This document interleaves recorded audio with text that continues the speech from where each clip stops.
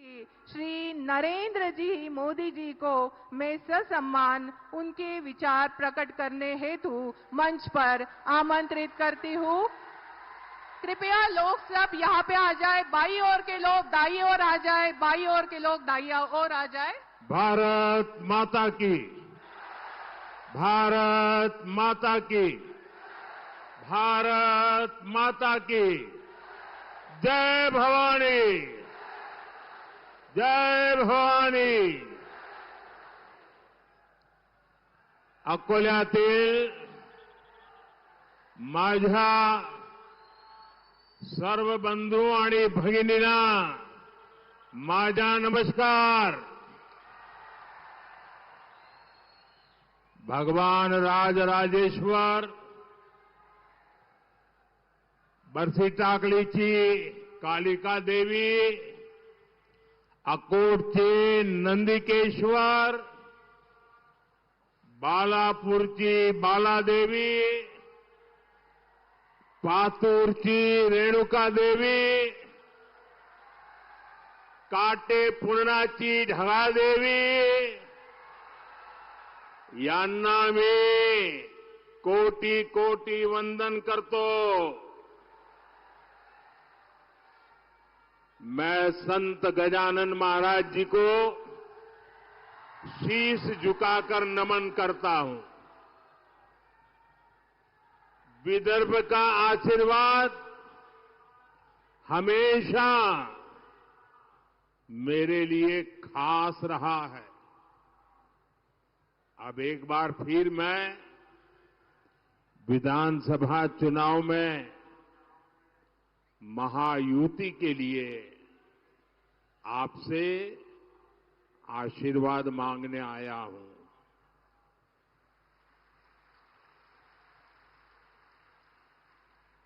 साथियों, आज 9 नवंबर की तारीख है।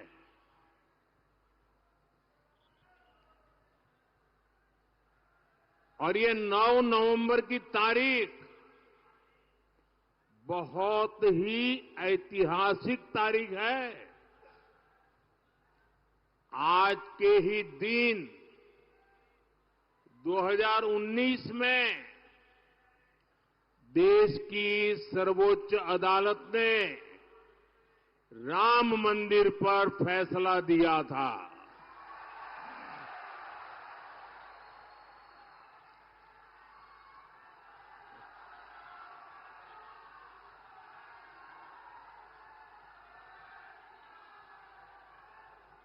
नौ नवंबर की ये तारीख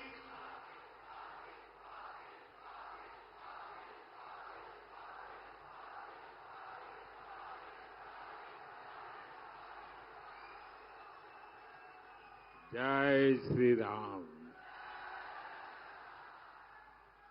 9 नवंबर की ये तारीख इसलिए भी याद रखी जाएगी क्योंकि सुप्रीम कोर्ट के फैसले के बाद हर धर्म के लोगों ने बहुत ही संवेदनशीलता का परिचय दिया। राष्ट्र प्रथम की यही भावना भारत की बहुत बड़ी ताकत है। साथियों, 2014 से 2024 ये 10 वर्ष महाराष्ट्र ने बीजेपी को लगातार दिल खोलकर आशीर्वाद दिया है। बीजेपी के ऊपर महाराष्ट्र के इस भरोसे की वजह भी है। इसकी वजह है महाराष्ट्र के लोगों की देशभक्ति।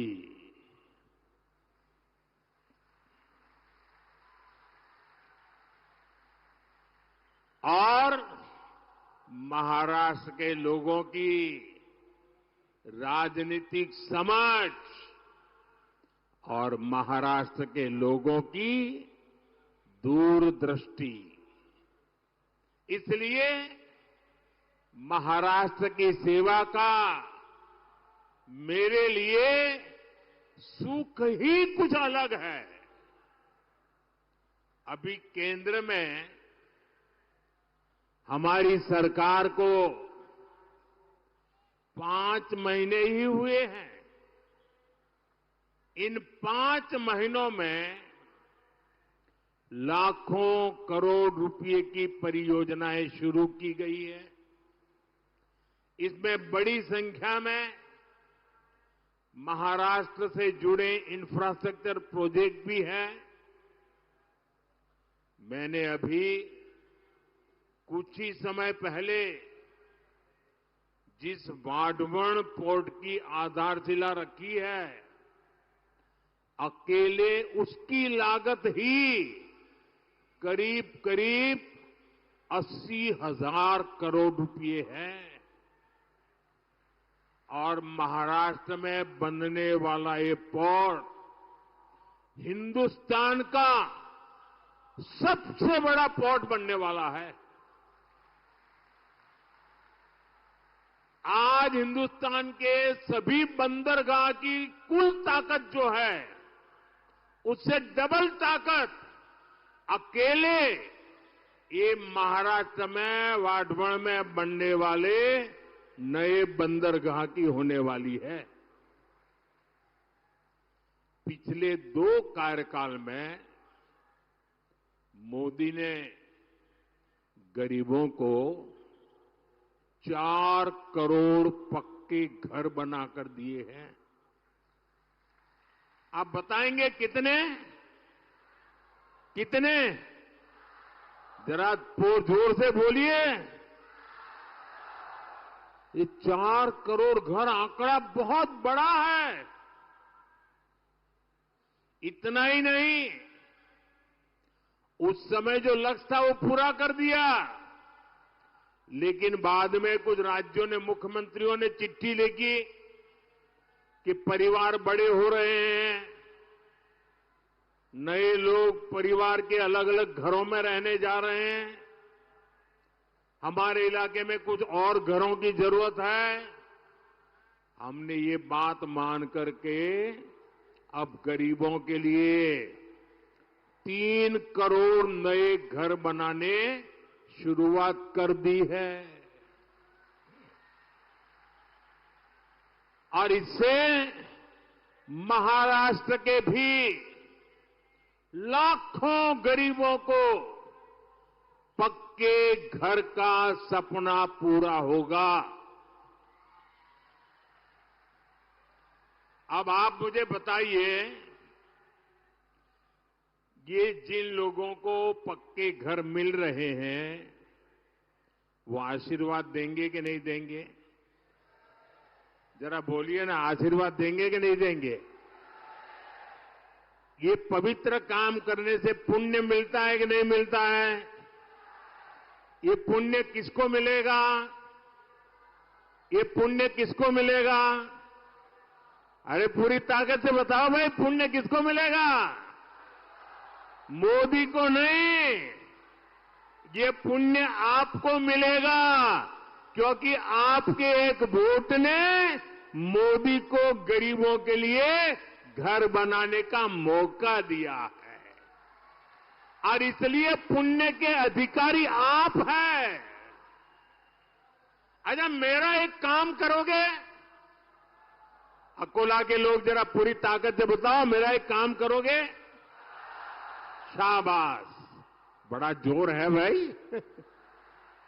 अच्छा, एक काम करना, अभी आप चुनाव में गांव-गांव जाएंगे, घर-घर जाएंगे, लोगों को मिलेंगे, और कहीं जाते हुए आपको नजर आए कि कोई परिवार अभी भी झोपड़ी में रह रहा है, कोई परिवार अभी भी कच्चे घर में रह रहा है, तो उसका नाम पता लिख करके मुझे भेज दीजिए और उसको बता दीजिए कि मोदी जी ने मुझे भेजा है, तुझे पक्का घर मिलेगा।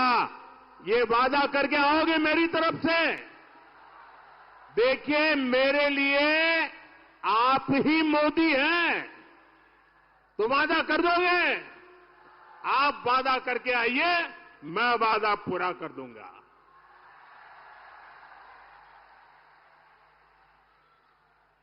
साथियों, चुनाव के समय मैंने 70 वर्ष से अधिक उम्र के बुजुर्गों को मुफ्त इलाज की गारंटी देने का वादा किया था। हमारी सरकार ने सीनियर सिटीजन्स, बुजुर्गों की सेवा के लिए ये योजना लॉन्च कर दी है। 70 साल से ऊपर के बुजुर्गों को वय वंदना आयुष्मान कार्ड मिलने शुरू हो गए हैं। सबका साथ, सबका विकास की भावना के साथ ही इस योजना का लाभ हर वर्ग, हर समाज, हर धर्म के बुजुर्गों को मिलेगा। आपके परिवार में भी जो 70 साल के ऊपर के हैं, उनकी बीमारी के खर्च की चिंता आप मत करना, उनका ये बेटा करेगा। साथियों, कांग्रेस और अघाड़ी वालों ने महाराष्ट्र के लोगों की जिस मांग को दशकों तक पूरा नहीं होने दिया, मोदी ने वो भी पूरा कर दिया। बताऊं क्या बात की है हमने? बताऊं? हमें मराठी को अभिजात भाषा का दर्जा देने का सौभाग्य मिला है। मराठी को वो सम्मान मिला है जिससे पूरे महाराष्ट्र का गौरव जुड़ा है। केंद्र में एनडीए सरकार तेज गति से चल रही है। उतनी ही तेज गति वाली महायुति सरकार मुझे फिर से यहां महाराष्ट्र में चाहिए। और इसलिए मैं आज आपके पास आशीर्वाद मांगने आया हूं। मिलेगा ना? पक्का मिलेगा ना? हर बूथ में से मिलेगा, हर गांव से मिलेगा, हर मोहल्ले से मिलेगा। और इसलिए पूरे महाराष्ट्र में आज गूंज रहा है, भाजपा महायुति आहे तर गती आहे, महाराष्ट्राची प्रगती आहे। साथियों, महायुति सरकार के अगले 5 वर्ष कैसे होंगे, इसकी एक झलक महायुति के वचननामे में भी दिख रही है। महिलाओं की सुरक्षा और महिलाओं के लिए अवसर, माझी लाड़की बहन योजना का विस्तार,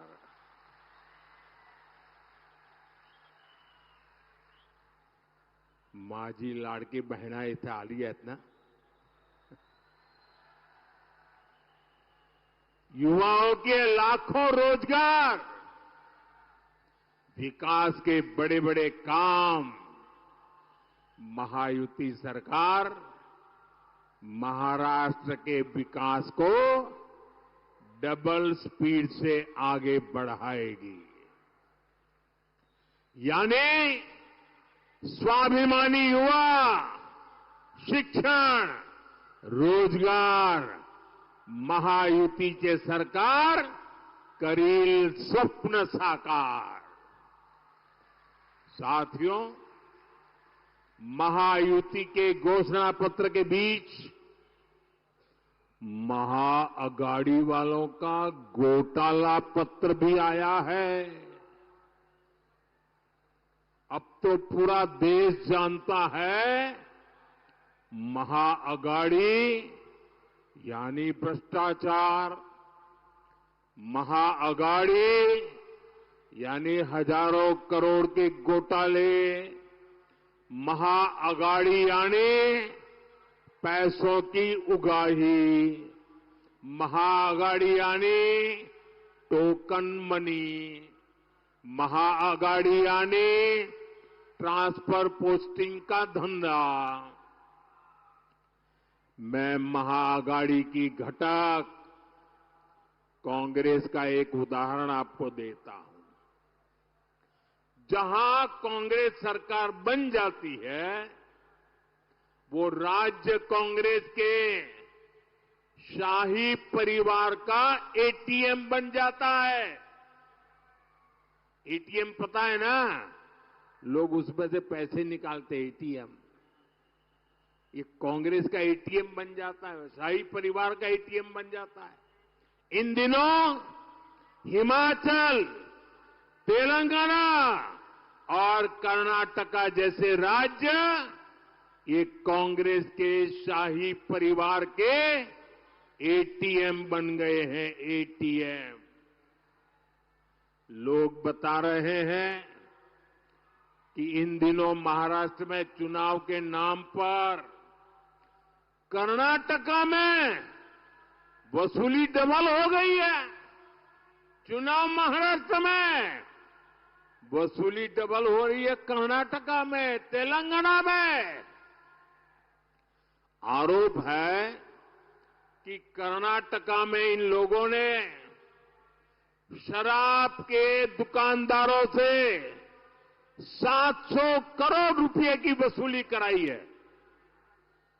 आप कल्पना कर सकते हैं, जो कांग्रेस पार्टी घोटाले करके चुनाव लड़ रही हो, वो चुनाव जीतने के बाद कितने घोटाले करेगी। हमें महाराष्ट्र में बहुत सावधान रहना है। हम महाराष्ट्र को महाअगाड़ी के महाघोटालेबाजों का एटीएम नहीं बनने देंगे। साथियों, हमारे अकोला को कपास के उत्पादन के लिए जाना जाता है।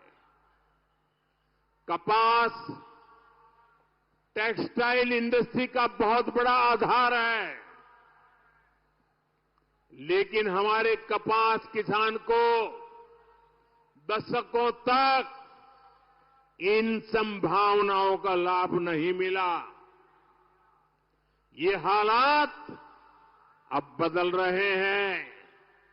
कपास किसानों की आय बढ़े, इसके लिए उद्योग और इंफ्रास्ट्रक्चर दोनों को बढ़ावा दिया जा रहा है। मैंने महाराष्ट्र में टेक्सटाइल पार्क का शिलान्यास किया है। टेक्सटाइल पार्क से महाराष्ट्र में कपास किसानों के लिए समृद्धि के नए अवसर तैयार होंगे। भाई और बहनों, किसान की तकलीफों की जननी अगर कोई है तो वो कांग्रेस है। यहां कितने समय तक कांग्रेस की सरकारें रही। महाराष्ट्र और विदर्भ में पानी का संकट गहराता गया, लेकिन कांग्रेस और उसके साथियों की सरकारों ने क्या किया? वो आंख मूंदकर अपनी जेब भरने में लगे रहे। सिंचाई के जो प्रोजेक्ट देवेंद्र फडणवीस जी ने शुरू किए थे, अगाड़ी वालों ने उन पर भी ब्रेक लगा दिया। जब से महायुति सरकार महाराष्ट्र में आई है, सिंचाई से जुड़ी परियोजनाओं को फिर से गति मिली है। हमारी सरकार ने वैनगंगा, नलगंगा, पैनगंगा इन नदियों को लिंक करने की योजना को मंजूरी दी है। इस परियोजना से अमरावती, यवतमाल, अकोला, बुल्ढाना, वाशिम, नागपुर और वर्धा में पानी की कमी दूर होगी और इस पर करीब करीब 90,000 करोड़ रुपए खर्च होंगे। नदियां आपस में जुड़े, कहीं बाढ़ और कहीं सूखा, ये समस्या खत्म हो, इसके लिए हमारी सरकार ने हजारों करोड़ रुपए दिए हैं। इससे महाराष्ट्र के इस भाग में पानी की समस्या दूर होगी और उत्पादन बेहतर होगा। हम किसानों को कम पानी का उपयोग कर सिंचाई करने के लिए भी प्रेरित कर रहे हैं। पीएम कृषि सिंचाई योजना के तहत महाराष्ट्र में सूक्ष्म सिंचाई कवरेज को 10 लाख हेक्टेयर तक बढ़ाया गया है, जिसका मकसद है पर ड्रॉप मोर क्रॉप। साथियों, हमारा संकल्प है किसान खुद इतना सशक्त हो कि वो देश की प्रगति का नायक बनकर उभरे। इसलिए हम किसान की आय बढ़ा रहे हैं और खर्चे कम कर रहे हैं। हमने पीएम किसान सम्मान निधि शुरू की। महायुति सरकार ने उसमें अपना भी सहयोग किया। इसका परिणाम है कि महाराष्ट्र के किसानों को सालाना 12,000 रुपये मिल रहे हैं। कपास और सोयाबीन किसान को अलग से 5-5 हजार रुपये अतिरिक्त दिए जा रहे हैं। हम किसानों को फसल के नुकसान से बचाने के लिए फसल बीमा योजना लेकर आए हैं। अगले 5 वर्षों में इन नीतियों का और व्यापक असर दिखेगा। साथियों, कांग्रेस पार्टी जानती है देश जितना कमजोर होगा, कांग्रेस उतनी मजबूत होगी और जब कांग्रेस मजबूत होगी तो देश मजबूर हो जाएगा। इसलिए कांग्रेस क्या करती है, पिछले 75 साल का इतिहास देख लीजिए, उनके तौर तरीके, उसके सबूत ढूंढने के लिए कहीं जाने की जरूरत नहीं है, अगल बगल में मिल जाएंगे। कांग्रेस क्या करती है, अलग अलग जातियों को लड़ाना, यही कांग्रेस की फितरत है। आजादी के बाद से ही कांग्रेस ने कभी शेड्यूल कास्ट समाज को, हमारे दलित समाज को, हमारे एससी समाज को एकजुट नहीं होने दिया। कांग्रेस ने हमारे जनजातीय समूह, हमारे आदिवासी समाज, हमारे एसटी समाज को भी अलग अलग जातियों में बांट कर रखा। कांग्रेस ने ओबीसी नाम सुनते ही कांग्रेस चिढ़ जाती है और ओबीसी समाज की भी अलग से पहचान न बने, इसलिए कांग्रेस ने भांति भांति के खेल खेले हैं। कांग्रेस चाहती है एससी समाज की अलग अलग जातियां आपस में ही लड़ती रहे, झगड़ा करती रहे। वो जानती है एससी समाज की अलग अलग जातियां आपस में झगड़ती रहेगी तो उनकी आवाज बिखर जाएगी, उनका वोट बिखर जाएगा और ऐसा होते ही कांग्रेस के लिए सरकार में आने का रास्ता बन जाएगा। इसलिए यहां चर्मकार जाति को कांग्रेस मांग जाति से लड़ाना चाहती है।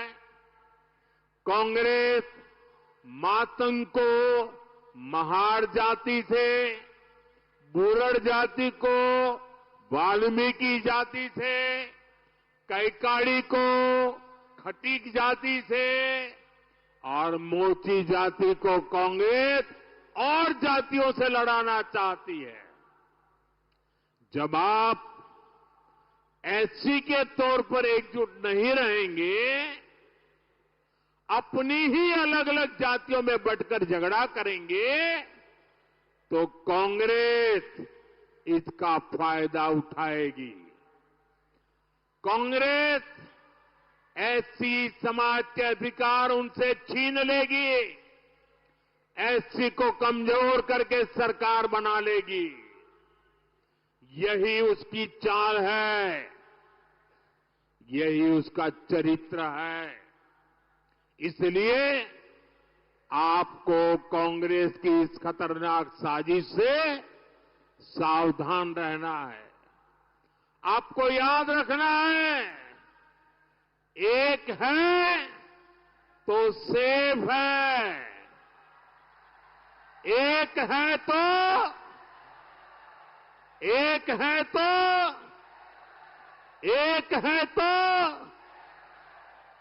साथियों, मैं आज महाराष्ट्र की धरती से हरियाणा के अपने भाई बहनों का विशेष आभार व्यक्त करना चाहता हूं। हरियाणा के लोगों ने सबसे पहले एक है तो सेफ है के मंत्र पर चलते हुए कांग्रेस की साजिश को नाकाम किया है। उन्होंने विधानसभा चुनाव में वहां कांग्रेस को धूल चटा दी और अभी एक महीने पहले ही हुआ है। वहां के लोग भूले नहीं हैं कि कैसे कांग्रेस सरकार के समय दलितों के खिलाफ बड़े बड़े दंगे हुए थे। उन दंगों में दलितों को बेरहमी से मारा गया था और कांग्रेस दलितों को मारने वालों के साथ खड़ी थी। यही कांग्रेस और उसके साथियों का असली चेहरा है। साथियों, कांग्रेस ने बाबा साहब आंबेडकर के साथ जो किया, जो आज कर रही है, वो भी सबको जानना जरूरी है। नेहरू जी से लेकर आज तक कांग्रेस के शीर्ष परिवार ने बाबा साहब आंबेडकर को बार बार अपमानित किया है। कांग्रेस के समय बाबा साहब आंबेडकर के किसी भी बड़े काम का श्रेय कभी भी बाबा साहब को देने नहीं दिया। आज देखिए, जो बड़े बड़े डैम हैं, बड़ी बड़ी नदी जल परियोजनाएं हैं, इसमें सबसे बड़ी भूमिका जब बाबा साहब केंद्र में मंत्री थे, बाबा साहब आंबेडकर की रही। लेकिन इसका श्रेय बाबा साहब को नहीं, कांग्रेस के एक परिवार ने हड़प लिया, उनके ही नाम सब कर दिया। देश के पहले कानून मंत्री के रूप में बाबा साहब आंबेडकर ने देश के लिए अनेकों बड़े निर्णय किए, लेकिन कांग्रेस ने ये श्रेय भी बाबा साहब को कभी नहीं दिया। कांग्रेस के लोग बाबा साहब से इसलिए भी नफरत करते हैं क्योंकि संविधान निर्माण का श्रेय बाबा साहब को जाता है। कांग्रेस ने छल कपट से चुनाव में बाबा साहब को हरवाया। देश के एक महान नेता की राजनीति खत्म कर दी। क्यों? क्योंकि बाबा साहब दलित मां के बेटे थे। बाबा साहब को भारत रत्न भी तब मिला जब केंद्र में बीजेपी के समर्थन से सरकार बनी। साथियों, मेरे लिए बाबा साहब आंबेडकर, उनकी नीतियां हमेशा प्रेरक रही है, सदा सर्वदा पूजनीय रही है। हमारी सरकार ने बाबा साहब के योगदान को देश दुनिया के सामने प्रखरता से रखा है। देश विदेश में बाबा साहब जहां जहां रहे, हमने उन उत्थानों को, उन सभी स्थानों को पंच तीर्थ के रूप में विकसित किया है। महू में उनका जन्म स्थान, नागपुर में दीक्षा भूमि, मुंबई की चैत्य भूमि, दिल्ली में जहां उन्होंने अपना अंतिम समय बिताया, और लंदन में आंबेडकर मेमोरियल होम, ये पंचतीर्थ आने वाली पीढ़ियों को प्रेरित करते रहेंगे। और साथियों, मैं आज अकोला की धरती से इस शाही परिवार को चुनौती देता हूं। 75 साल हो गए, उनकी 4 पीढ़ियों ने देश पर राज किया है, लेकिन इस परिवार ने अगर इन पंच तीर्थों की मुलाकात की हो, बाबा साहब को श्रद्धांजलि दी हो, तो जरा देश के सामने रखें।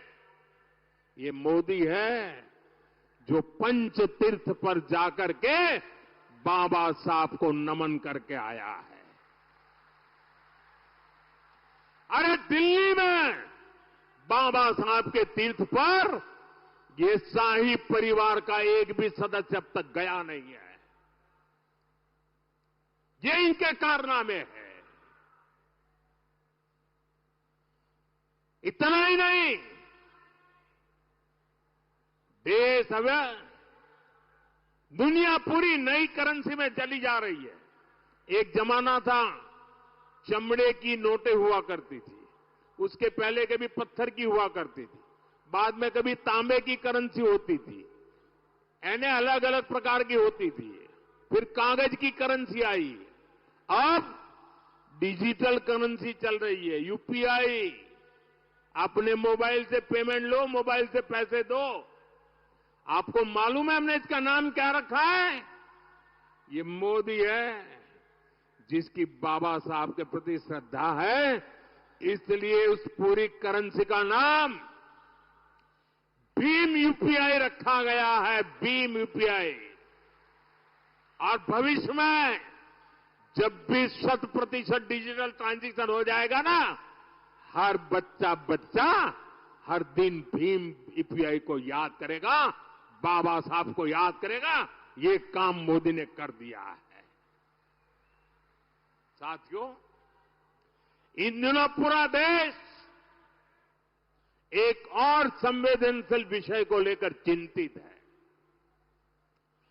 जम्मू कश्मीर विधानसभा में कांग्रेस और उसके साथियों ने आर्टिकल 370 को फिर से बहाल करने का प्रस्ताव पास किया है। आप मुझे बताइए, मैं आपसे पूछना चाहता हूं, क्या इस देश में फिर से जम्मू कश्मीर में 370 लागू होनी चाहिए?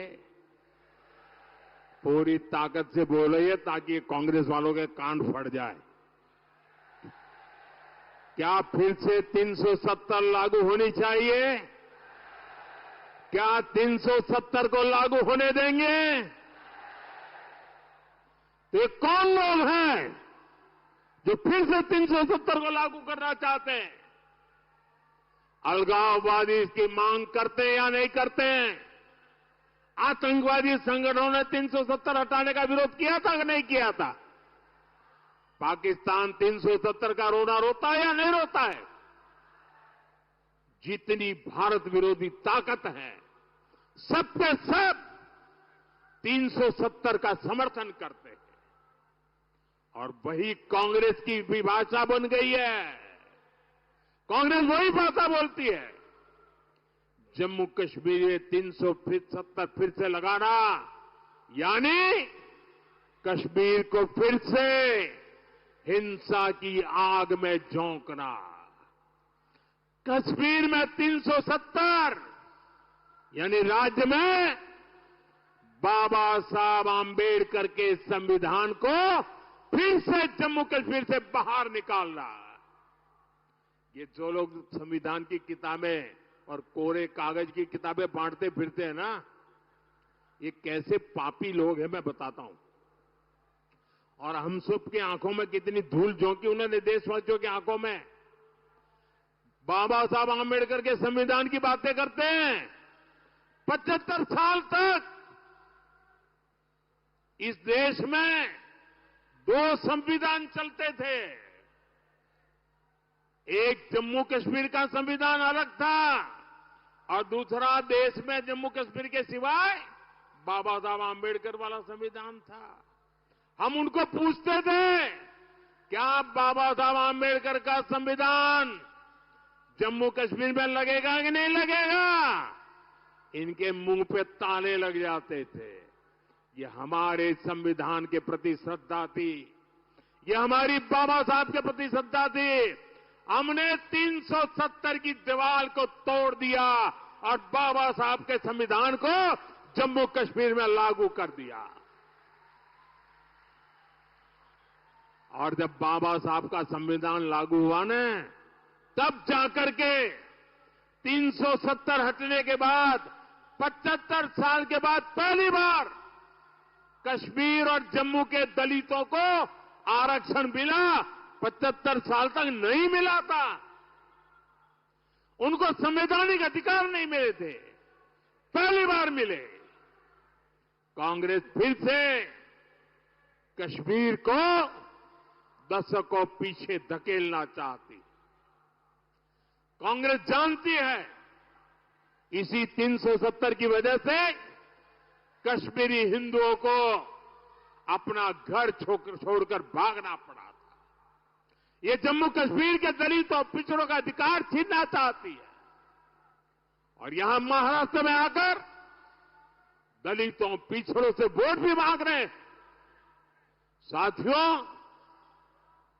20 नवंबर को महाराष्ट्र के साथ साथ आपको देश के भी भविष्य को दिशा देने का मौका मिलेगा। आपको विकास को चुनना है, आपको शांति को समर्थन देना है, आपको सुरक्षा को चुनना है। मेरा आग्रह है, आप महायुति के सभी उम्मीदवारों को भारी बहुमत से जिताइए। हम मिलकर समृद्ध महाराष्ट्र और विकसित भारत का सपना पूरा करेंगे। आप यहां इतनी बड़ी तादाद में आए और मैं देख रहा था, मैं यहां बोल रहा था, वहां पूरा एक भीड़ की भीड़ चली आ रही अभी भी। ये प्यार, ये आशीर्वाद और मैंने कल 2 रैली देखी, आज तीसरी रैली देख रहा हूं। कोई सर्वे वर्वे काम नहीं आने वाला, ये विजय का विश्वास नजर आ रहा है।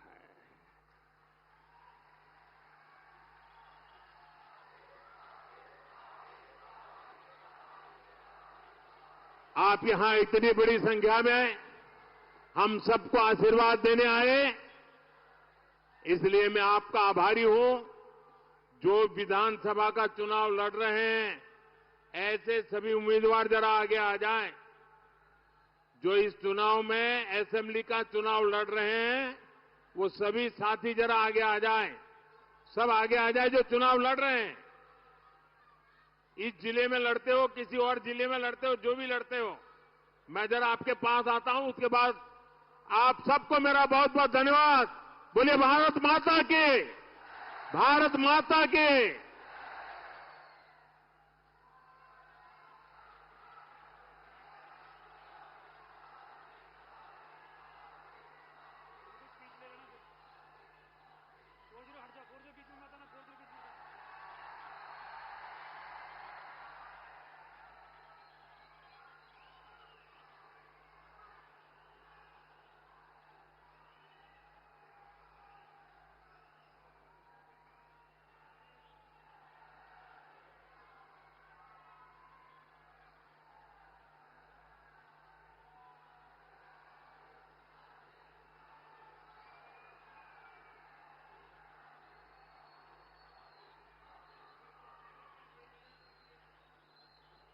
इस ओजपूर्ण वक्तव्य के बाद कुछ भी कहने को शेष नहीं रह जाता है। मैं आगे के सूत्र सौंपती हूँ आदरणीय सिद्धार्थ जी शर्मा जी को और अपनी वाणी को विराम देती हूँ। मैं डॉक्टर पूनम